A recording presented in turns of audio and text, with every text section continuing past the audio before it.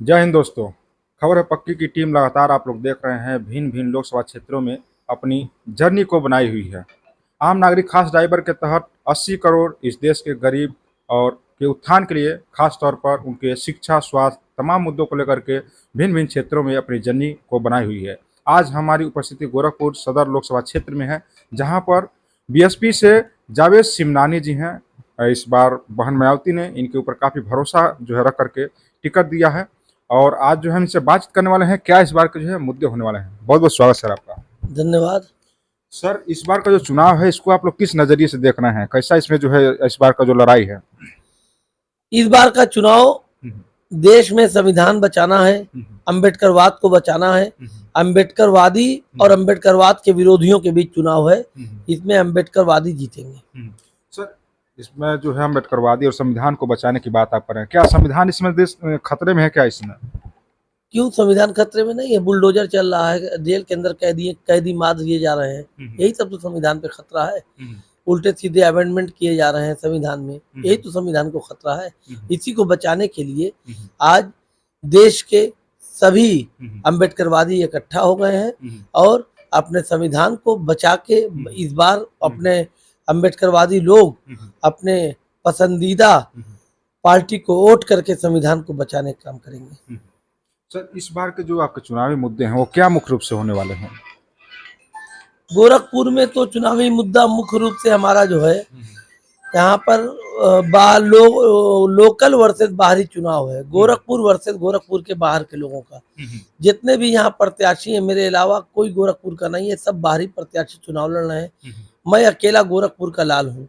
तो गोरखपुर की जनता इस बार बाहरियों को बाहर का रास्ता दिखाने के मूड में है और गोरखपुर में गोरखपुर का लाल जीतेगा। मुद्दे क्या होने वाले हैं, किस मुद्दे को लेकर के जो है आप जनसंपर्क कर रहे हैं, लोगों से मिल रहे हैं, किस जो है स्कीम के थ्रू? गोरखपुर में बहुत बड़ा मुद्दा है बेरोजगारी। उत्तर प्रदेश में सबसे ज्यादा बेरोजगारी गोरखपुर में है। गोरखपुर में एम्स है, गोरखपुर में फर्टिलाइजर है। ना एम्स में गोरखपुर के नौजवानों के लिए कोई जगह है सरकार के पास, ना फर्टिलाइजर में गोरखपुर के नौजवानों को कोई रोजगार मिल रहा है। फर्टिलाइजर में सारे गुजरात के लोगों का कब्जा है, एम्स में सब बाहरी लोगों का कब्जा है। और गीडा है, गीडा में भी सब बाहरी लोग आकर के वर्क कर रहे हैं। यहाँ गोरखपुर के नौजवानों की अनदेखी, यहाँ के स्थानीय जो नेता हैं इनके निष्क्रियता के नाते गोरखपुर के स्थानीय नौजवानों को रोजगार नहीं मिल पा रहा है। मेरा सबसे बड़ा मुद्दा है कि गोरखपुर के फर्टिलाइजर में, गोरखपुर के एम्स में, गोरखपुर के गीडा में लोकल नौजवानों को अस्थायी रोजगार दिलाना।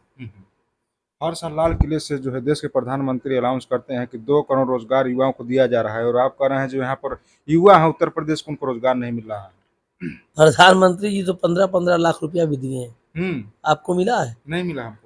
तो किसी को नहीं मिला है। उनकी बात, ऐसे लोगों की बात क्यों कर रहे हैं जो सिर्फ झूठ बोलते हो, जिनकी 100% बातों में 95% गलत होती हो।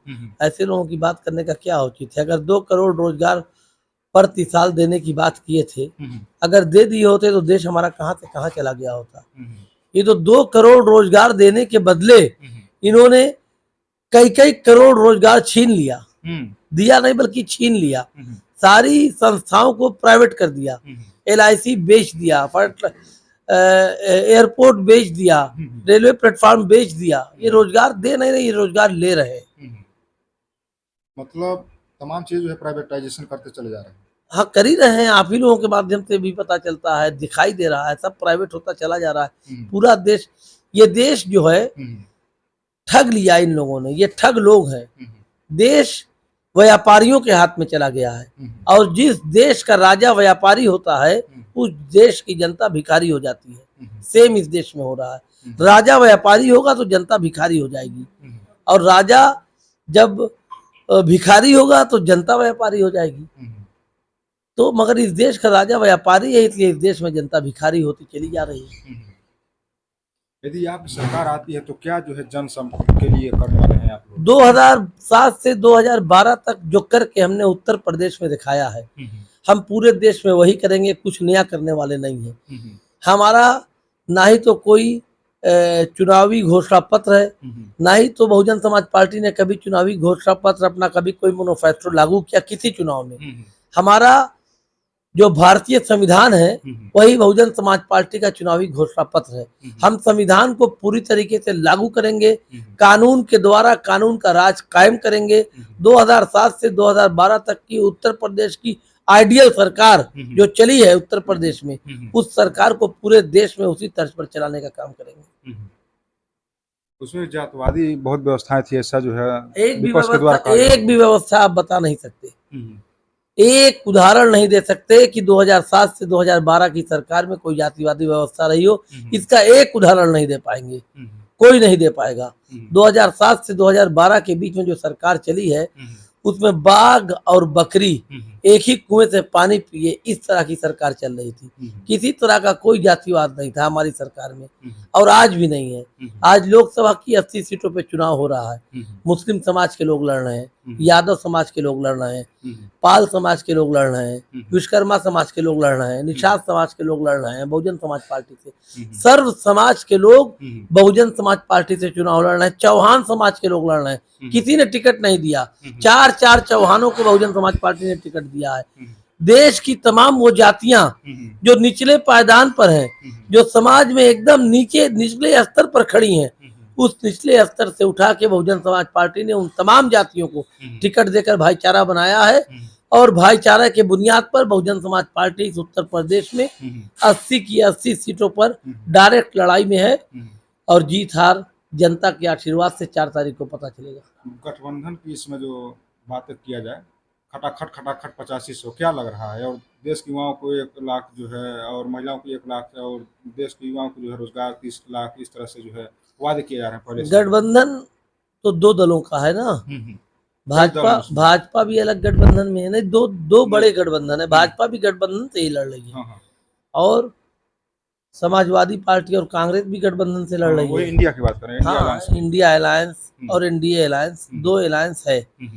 दोनों अलायंस पहले सरकार बना चुके हैं। दोनों अलायंसों की सरकार देश देख चुका है। ये वही इंडिया गठबंधन है, ये वही अखिलेश यादव हैं जो बात कर रहे हैं कि संविधान बचाने के लिए, मगर प्रमोशन में आरक्षण का बिल इन्होंने ही फाड़ा था, इन्हीं के सांसद ने फाड़ा था। ये दोगले चेहरे के लोग हैं, ये बेशर्म लोग हैं। टिकट नहीं दिया इन्होंने। आज समाजवादी पार्टी ने मुस्लिम समाज के लोगों को इस तरह से अवॉइड किया है कि टिकट नहीं दिया।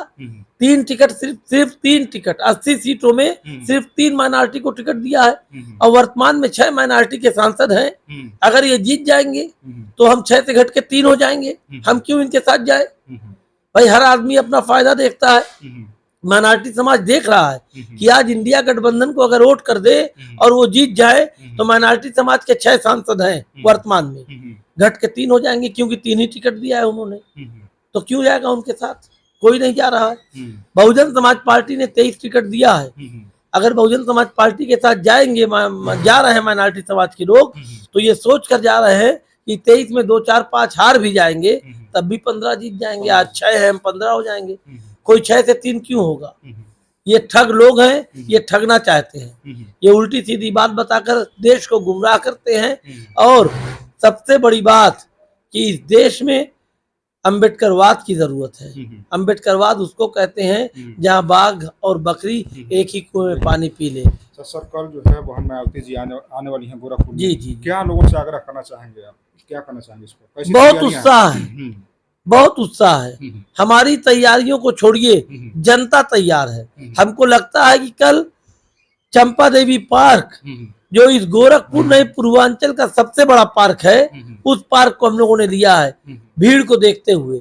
हम लोगों ने इस पूर्वांचल के सबसे बड़े मैदान को लिया है, और मुझको पूरी उम्मीद है कि वो पूरा मैदान भरेगा।